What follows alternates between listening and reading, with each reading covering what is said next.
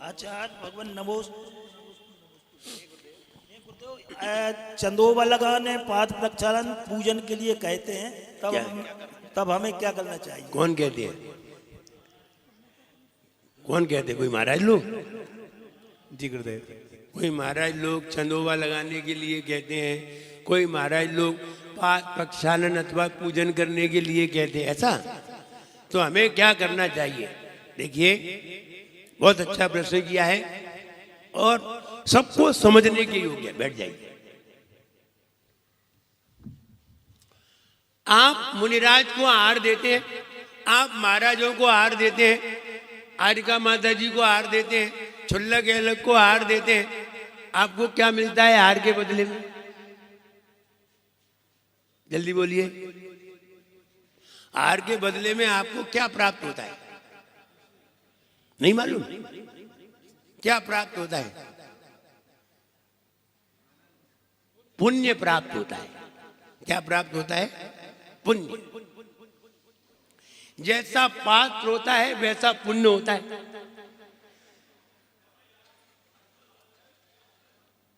तुम्हारे भोजन से पुण्य हुआ है, तुमने भोजन बनाया है इसलिए पुण्य हुआ है, या किसी को तुमने आहार दिया है इसलिए पुण्य हुआ है? बनाने से पुण्य होता है या देने से? बताइए। देने से। बनाने से तो नहीं होता। बनाने से तो अपनी भावना है, बनाना तो अपनी भावना है। पुण्य तो देने से होता है। हमने बताया था, देना दूना करना है, लेना ऊना करना है। देना दूना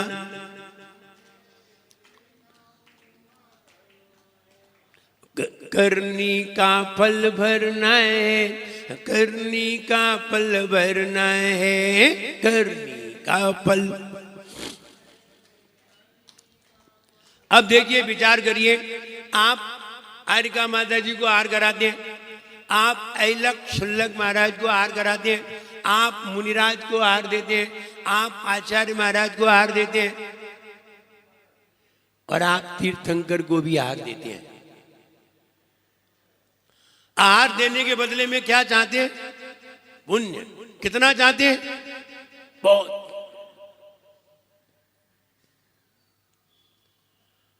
मुनिराज को आहार देने पर 1 करोड़ रुपए का पुण्य होता है। ये तो हम बहुत कम बता रहे हैं, बहुत कम बता रहे हैं। तो आरिका माता जी को आहार देने पर 50 लाख का होता है। हम देख तुम्हें काउंटिंग करके समझा रहे हैं। आरिका माता जी को देने पर 50 लाख का होता है। ऐलक छुल्लक को देने पर और कम आ जाइए, 25 लाख का होता है। ब्रह्मचारी को देने पर 5 लाख का ही होता है। आचार्य महाराज को देने पर और ज्यादा बढ़ जाता है, 100 करोड़ बन जाते हैं। आपको तो आहार देने पर लाभ ही हो रहा है, हानि तो नहीं हो रही। नहीं हो रही ना, लाभ ही हो रहा है। उन्होंने कहा कि कोई महाराज कहते हैं कि चंदोबा लगाओ, कोई कहते हैं कि पाद प्रक्षालन करो, पूजन करो, और हम नहीं करें तो क्या हो? अच्छा ये बताइए, आपकी एक दुकान है, अनुपम भैया, आप पे ही पूरा लागू कर दे। तुम तो फोन पे लगे हो। आपकी दुकान है और आपकी दुकान मिष्ठान की है। आगे आइए, देखो तुम्हारी समझ में आ जाएगी। यार, आपकी मिष्ठान की दुकान है और आपकी मिष्ठान की दुकान है। एक व्यक्ति ने यह कहा कि हमें 1 लाख पेड़े बना करके दीजिए, और 1 लाख पेड़े पर आपको 2 लाख रुपए की मुनाफा होती है। और हम बिल्कुल सही भी कह रहे हैं, ऐसा नहीं गलत कह रहे। एक पेड़े पे 2 रुपए मिलना तो साधारण बात है। 1 लाख पेड़े पर कितने? 2 लाख की मुनाफा होती है। दूसरा व्यक्ति आया, उसने कहा हमें 50,000 पेड़े चाहिए। तीसरा व्यक्ति आया, उसने कहा हमें 25,000 पेड़े चाहिए। एक व्यक्ति ने यह कहा कि ध्यान रहे, जब आपकी दुकान के आगे बढ़िया टेंट लगा होगा तो हम पेड़े लेंगे, नहीं तो नहीं लेंगे। ठीक है, तो उसके नीचे खड़े होकर के पेड़े लेंगे, नहीं तो नहीं लेंगे। दूसरे ने कहा होम डिलीवरी देना है, वो 1 लाख पेड़े ले रहा है होम डिलीवरी। तीसरे ने कहा नहीं, आप दुकान से सड़क पे आकर के हमारी गाड़ी में रखेंगे तो लेंगे, नहीं तो नहीं लेंगे। आप बताइए किस किस को देंगे, किसको नहीं देंगे? जल्दी बोलिए। हैं? सबको देंगे। ऐसा ही होगा कि नहीं? वो होम डिलीवरी मांगेगा तो देंगे। 2 लाख मिल रहे हैं, 5,000 खर्चे ही तो हो रहे हैं। 2 लाख मिल रहे हैं, 5,000 खर्च हो रहे, हो जाने दो, होम डिलीवरी देंगे, आप चिंता मत करो, देंगे। उसने कहा टेंट लगाओ तब देंगे। तुम क्या करोगे? तुम 1 नहीं 2 टेंट लगवा दोगे, क्योंकि टेंट में क्या 2,000 रुपए लग रहे। आप सबको देंगे। क्यों देंगे? क्योंकि आपको तो बेनिफिट ही मिल रहा है, आपको तो लाभ ही हो रहा है। ऐसे ही अगर मान लीजिए कोई महाराज आ गए, उन्होंने कहा नहीं पाद प्रक्षालन करो तभी हम हार लेंगे, तो क्या करोगे? पाद प्रक्षालन करो। उन्होंने कहा नहीं चंदोबा लगाओ तभी हार करेंगे, तो क्या करोगे? और वो कह रहे हैं, गलत कह रहे हैं कि सही कह रहे हैं? गलत तो कह नहीं रहे। शास्त्रों में लिखा है कि नहीं कि चंदोबा लगा करके हार देना चाहिए, लिखा है। लेकिन कोई ऐसा कह देते हैं कि जब बढ़िया छत बनी हो पीओपी की शानदार, तो चंदोबा लगाने की जरूरत क्या? देखो कच्चे मकान में चंदोबा लगाते थे कि नहीं? तो कच्चे मकान में लगाते थे, पक्के में थोड़ी लगाते थे। सही बात है कि नहीं? बताओ सही है कि नहीं? पहले मकान कैसे होते थे? कच्चे होते थे, तो चंदोबा लगाते थे। अब तो मकान कैसे हैं? पक्के हैं, बढ़िया से बढ़िया है, शानदार है। अब चंदोबा लगाने की जरूरत नहीं। चक्रवर्ती का महल मालूम है कितना बड़ा था? 84 मंजिल का, कच्चा था, कच्चा था। उसके चपरासी जैसे तो तुम्हारे महल नहीं होंगे, इतना बढ़िया महल था। वहां लाइट नहीं लगी थी, डायमंड की रोशनी रहती थी, डायमंड रखे हुए थे, उनकी रोशनी होती थी। इतना बढ़िया महल था, वो भी तो चंदोबा लगाता था। और तुम कह रहे कि कच्चे मकान में लगाते हैं। ये तुम्हें ऐसी शिक्षा दी किसने? ऐसी शिक्षा देने वाला था कौन जिसने ये कहा कि कच्चे मकान में चंदोबा लगाते थे? किसने कहा ये? आप ये बताइए, आपका मंदिर है कि नहीं? मंदिर में जहां आप पूजन करते हैं वहां आप चंदोबा लगाते हैं? क्यों लगाया? मंदिर तो बहुत बढ़िया बना था। मंदिर में चंदोबा लगाया कि नहीं? जल्दी बोलो, लगाते हैं कि नहीं? क्यों लगाते हैं जब सामने बढ़िया मंदिर बना? तब तुमने इतना दिमाग नहीं लगाया कि जब कच्चे मंदिर थे तब चंदोबा लगाया जाता होगा। अब तो पक्के मंदिर है, यहां तुमने दिमाग नहीं लगाया। ध्यान रहे, विवेक से काम लेना चाहिए। जो लोग ये कहते हैं कि पक्के मकान में चंदोबा नहीं लगाना चाहिए, ये न्यायित बेवकूफ लोग।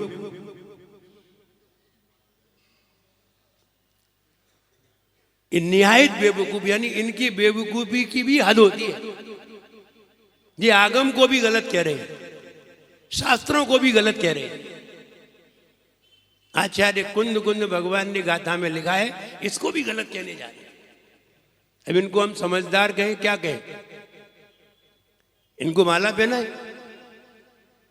गोल्ड मेडल दें इन्हें, जो लोहे के मेडल के लायक भी नहीं है। आप समझिए चंदोबा किस लिए लगाया जाता है। महापुरुषों के ऊपर एक चंदोबा लगाया जाता है, महापुरुषों के ऊपर, और 7 जगह लगाया जाता है। जहां जहां भगवान बैठते हैं वहां क्या लगाते हैं? चंदोबा लगाते हैं, महापुरुष है। जहां मुनिराज बैठते हैं वहां लगाते हैं, जहां मुनिराज आहार लेते हैं वहां लगाते हैं, जहां मुनिराज कमरे में बैठते हैं वहां भी लगाना चाहिए। हम भूल गए, हम प्रमादी हुए, और प्रमादी होने के कारण हम इतने होशियार हो गए कि मकान भी बनवाए तो उसमें कहीं एक कील ना ठुक जाए, ऐसे मकान बनवाए। इसका मतलब है आपने कभी ये सोचा ही नहीं कि हम यहां मुनिराज के आहार कराएंगे। ऐसा कभी सोचा था मकान बनाते समय? नहीं सोचा। और अगर सोच लेते, जैसे कि मंदिर बनाते हैं तो मंदिर में चंदोबा कहां बांधेंगे, पहले से ही कुंदा लगवाते हैं मंदिर में। आप अपने घर में तुमने सोचा था महाराज के हार कहां कराएंगे? नहीं सोचा था। अगर सोच लेते तो तुम्हारे यहां सब सेट होता। आप कभी राजस्थान जाइए, वहां एक से एक अच्छी क्वालिटी के लोग मिलेंगे। ऐसे ऐसे लोग मिलेंगे कि जिन्होंने एक किचन बना रखा है, उसमें वो स्वयं भोजन नहीं करते, उस बर्तनों में स्वयं भोजन नहीं करते। वहां चंदोबा बना हुआ है, सब पाटे लगे हुए हैं, सब चीज व्यवस्थित है। आपके घर में है ऐसा? अनुपम जी नहीं है। समझिए, उस व्यक्ति ने एक कमरा ऐसा बनाया, ये साधुओं के आहार के लिए है। कितनी भक्ति होगी उसके अंदर। हम मकान खूब बड़ा बनवा लेते हैं, लेकिन साधु के लिए कहीं जगह नहीं है। सबके रूम बनवाए तुमने, बेटे के बनवाए, बहू के बनवाए, अपना बनवाया, मेरा रूम बनाया? एक मेरा भी बनाते, ये महाराज का रूम। नहीं, आपके लिए तो कोई जगह ही नहीं है। और फिर कह रहे हो आप आशीर्वाद दीजिए महाराज हमारा मकान बन जाए, और मेरी जगह नहीं। आशीर्वाद हमसे मांग रहे हैं और मेरे लिए कोई जगह ही नहीं। गलत है। इसीलिए ये बाधाएं खड़ी हुई। हम ये कहें चंदोबा भी लगाना चाहिए, पाद प्रक्षालन भी करना चाहिए। जैसा साधु चाहता है वैसा करना चाहिए, क्योंकि साधु तुम्हें लाखों रुपए देने वाला है, तुमसे लेने वाला नहीं है। और जो देने वाला है उसके अनुसार चलना चाहिए।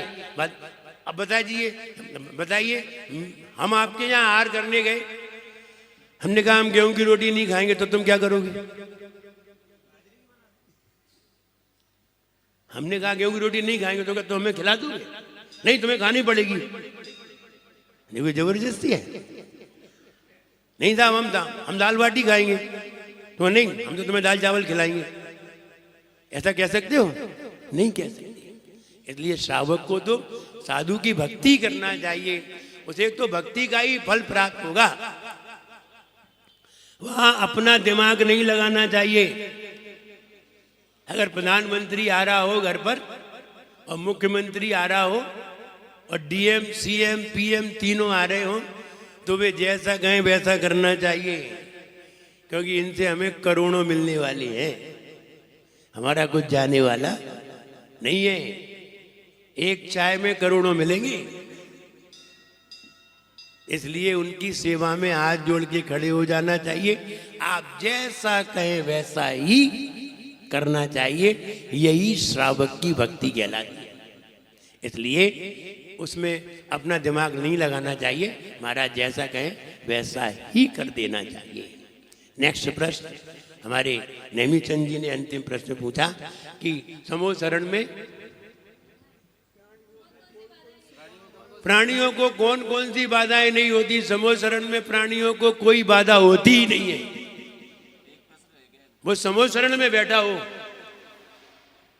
अगर समूह शरण में बैठा हो तो प्राणी को ना तो भूख लगेगी, ना प्यास लगेगी, ना बीमारी होगी, ना कोई परेशानी होगी, ना अटैक आएगा, कुछ भी नहीं होगा। समूह शरण में हो तब तक, बाहर निकलते ही भूख लगाई। जैसे कि हम मंदिर में होते हैं, जब तक पूजन कर रहे होते हैं ठंडी नहीं लगती, बाहर निकले तो ठंड। पूजन कर रहे होते हैं भूख नहीं लगती, और जैसे ही पूजन खत्म हुई सही भूख लगी। तो ऐसे ही समूह शरण में कोई भी बाधा नहीं होती, ना भोजन की, ना प्यास की, ना अन्य बीमारी की, ना आपस में लड़ाई झगड़े की। बाजू में दुश्मन भी बैठा हो, जन्मजात बैरी बैठा हो, तो भी उस पे गुस्सा नहीं आएगी, सारी गुस्सा शांत हो जाएगी। नेवला, सांप, शेर, गाय सब बैठे रहते हैं, नहीं झगड़ते, बाहर निकलते ही चालू हो जाते हैं।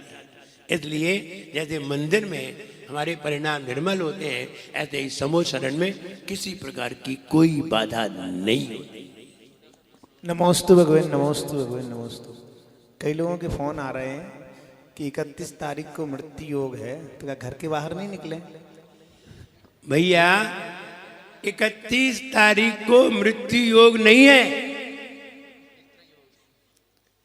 मृत्यु योग नहीं है, कोई बताने में देखने में भूल गया है, मित्र योग है, मृत्यु योग नहीं है, मित्र योग है।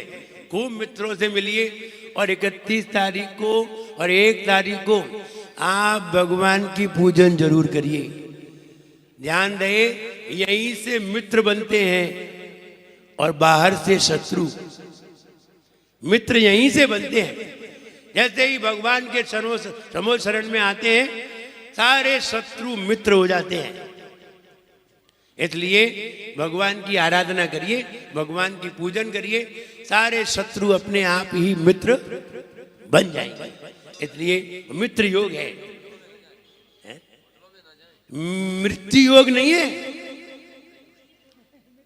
हाँ, अगर कहीं आप दूसरे काम से गए तो हो सकता है मित्र योग शत्रु योग में बदल जाए।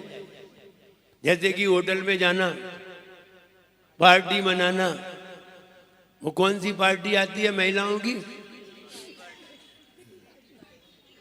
हाँ, किटी पार्टी मनाना, पुरुषों की गोट मनाना, या अगर इनके लिए गए तो हो सकता है मित्र योग शत्रु योग बन जाए। लेकिन अगर आपने भगवान की आराधना की है, गुरुओं की सेवा की है, गुरुओं की भैया वृत्ति में लगे, और हम ये कहें सबसे बढ़िया काम करना 1 तारीख को, वो हम आपको बता रहे हैं, मुनिराज को आहार देना। मुझे लगता है इससे बढ़िया काम दुनिया में कोई नहीं है। पूजन भी करोगे वो भी सेकंड नंबर पे आ जाएगा। अगर आहार दिया तो परिणामों में निर्मलता आ जाती है। हमने कहा था, मंदिर आते हैं, पूजन करते हैं, कभी नहीं बोलते मन शुद्धि, वचन शुद्धि, काय शुद्धि, कभी नहीं बोलते। लेकिन मुनिराज के सामने जाते हैं तो क्या बोलते हैं? मन शुद्धि, वचन शुद्धि, काय शुद्धि, आहार जल शुद्ध है। और 90 का कोण बना देते हैं शरीर का, 90 का कोण बना देते हैं। और भगवान के सामने आते हैं तो 90 का कोण नहीं बनता। कौन सा बनता है? अकड़ वाला बन जाता है। ऐसे ही कर लेते हैं और साधु के सामने झुक जाते हैं, विनम्रता आ जाती है। इसलिए 1 तारीख को जरूर आहार दें, निश्चित आपको जिंदगी भर याद रहेगा कि हमने 2025 में पहले दिन मुनिराज को आहार दिया था। और तुम्हारे घर पे आहार हो जाए तो कहने ही क्या है, तुम जिंदगी में नहीं भूल पाओगे कि मेरे यहाँ 1 तारीख को आहार हुआ था। कोई नया काम तुम्हारे जीवन में होगा। इसलिए नव वर्ष पर, नए दिन पर कोई नया काम करें जिससे कि तुम्हें जिंदगी भर याद रहे। बता रहे हैं कि 1 तारीख को अजतनाथ भगवान का अभिषेक करेंगे, वो भी 1008 मंत्रों से। आप लोग सब लोग एकत्र होइए, सबको बताइए कि 1 तारीख को अजितनाथ भगवान का जो इतनी बड़ी प्रतिमा है, जिसपे आचार्य विद्यासागर महाराज ने सूर्य मंत्र दिया है, शानदार प्रतिमा देख करके मन खुश हो जाता है। आप उसके अभिषेक में जरूर सब लोग शामिल हों और आनंद लें। जय बोलिए महावीर भगवान ने की। देखिए बहुत ही